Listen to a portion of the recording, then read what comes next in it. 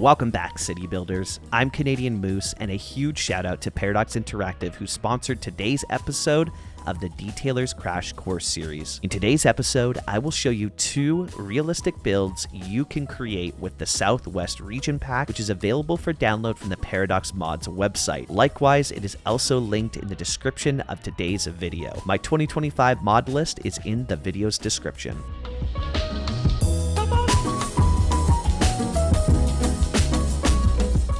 For our first build, we're headed over to Thunder Bay, Ontario. And yes, this might be a hint that Port Moose, Ontario is coming back. Taking a look near the intersection of May Street and Victoria Ave East on the May Street south side, we can see a pretty classic Canadian Main Street aesthetic. Let's see if we can capture this vibe in the game. Let's start with our roads, and looking at Google Maps, we can see they are all 2-lane roads with street parking. We also see that there appear to be 2 different alleyways. We have this one here that looks to be a pedestrian-only alley due to its size, but then we also have this one here, which looks like it could fit 1 car. Now that we have explored Google Maps and we have an idea of what we want to try and build, let's get the road layout done.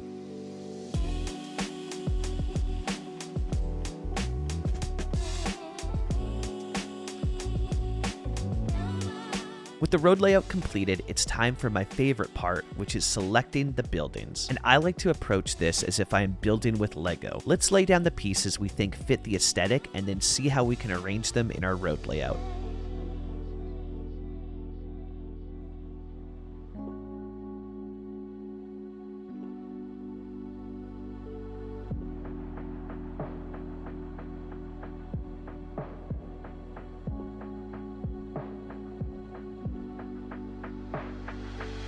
Now you can use Google Maps here to help precisely place your buildings as close to real life, but the way I play the game, I like to focus on being inspired by builds, where we see a city or neighborhood that inspires us, but we have the creative freedom to expand on those ideas and make them our own. I find that to be a lot more fun than trying to recreate something one-to-one.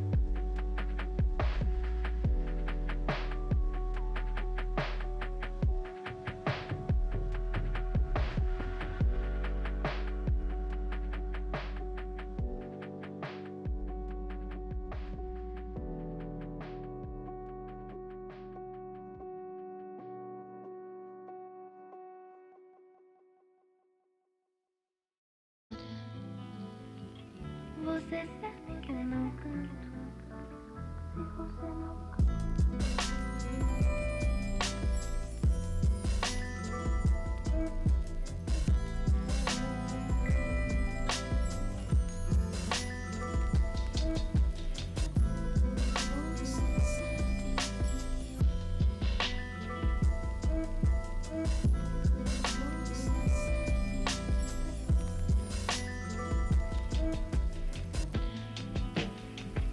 Você sabe.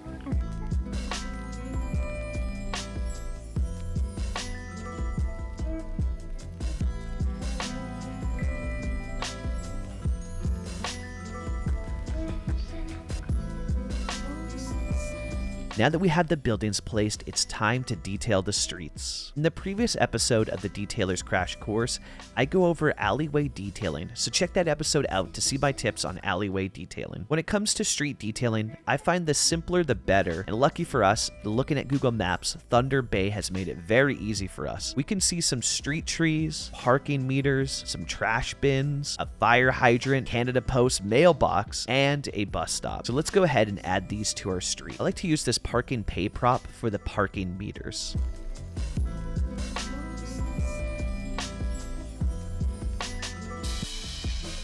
We have a couple of options for trash bins, but this one is my personal go-to when it comes to a downtown setting. Usually, fire hydrants will come as a pre-built street detail, so I only add these if I notice a segment doesn't have one, and realistically would have one. The cool thing about mailbox detail in this game is that it's fully functional now, and I would love to see more props having functionality and a benefit to my city when placing them. We can also paint it red, similar to the Canada Post mailbox using the Recolor mod. The bus stop was fairly simple, so let's place the sign one down. Alternatively, if you wanted to use the bus stop with the bench and roof, I've started using the EU more than the NA one, as it suits that more small town vibe. With all that placed, the last piece of the street detailing that I like to do is adding the trees, as they can be rather big and block your view of detailing other small props. So let's choose a grate and a tree and get this street completed.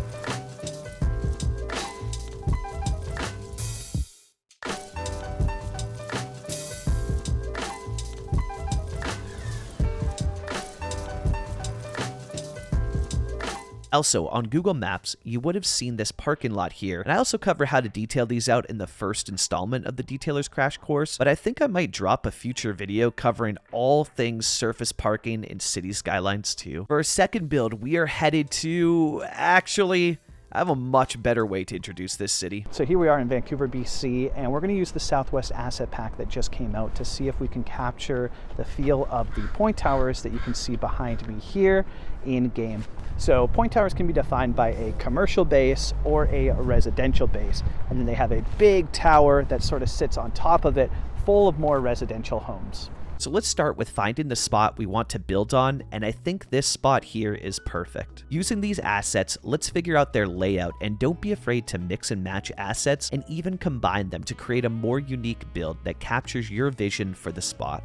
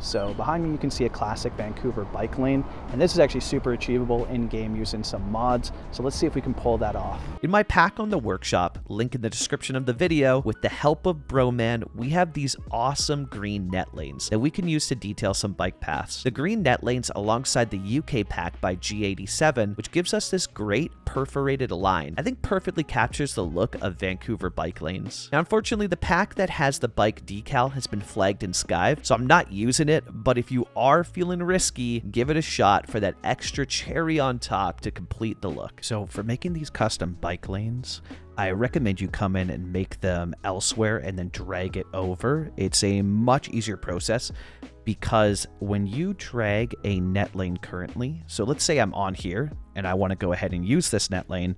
When I drag it through here, for some reason, it's doing it okay here. It's doing it okay here. I've had a lot of instances where net lanes are not able to be selected if they're drawn over another net lane. So what I tend to do to create these just to avoid that is that I come in and I'll build it out over here. And then we can go ahead and select this whole thing and drag it to our spot. And even if it's not to the same height, again, we can just raise that up, figure out the height that works well for it here, raise it up to a spot that's good, but we can go in, and I find it easier to actually click the net lanes if it's been created not on top of a network. I don't know why, that's what I've had work easier. So that's kind of my process to it there. And then drag it over to your desired spot. And as you can see, the results, yeah, I get it. We don't have bikes in the game. This is kind of pointless detailing. But honestly, is it that pointless if it adds a beautiful visual aesthetic? Like, the realism there, it just feels like, especially with this being a build, based in Vancouver, and you got those bike lanes through, I think it's worth it. Time-wise, I think it's worth it. Aesthetically, I think it's worth it.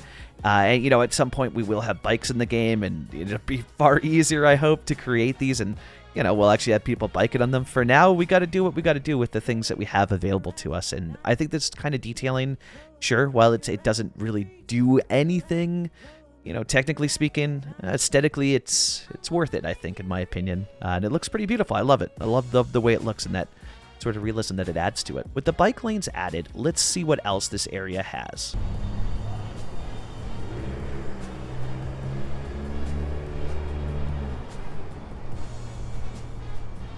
So there are two ways you can go about this. We have these gravel planters by Crypto Gamer that will work perfectly, but we can also create our own by hand using these edges and borders also by Crypto Gamer that give us a little bit more creative freedom. Start by choosing the edge line you like the best and building out the shape of it. Next, we need to find a surface texture that will look the best as the filling for our planter.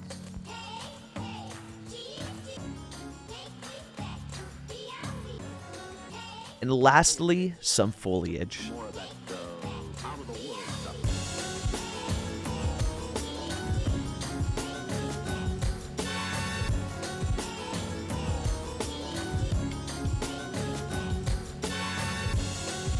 With the planter built, let's see if we can find a surface for the sidewalk to help make it stand out a bit more and give it that more modern look found with newer developments.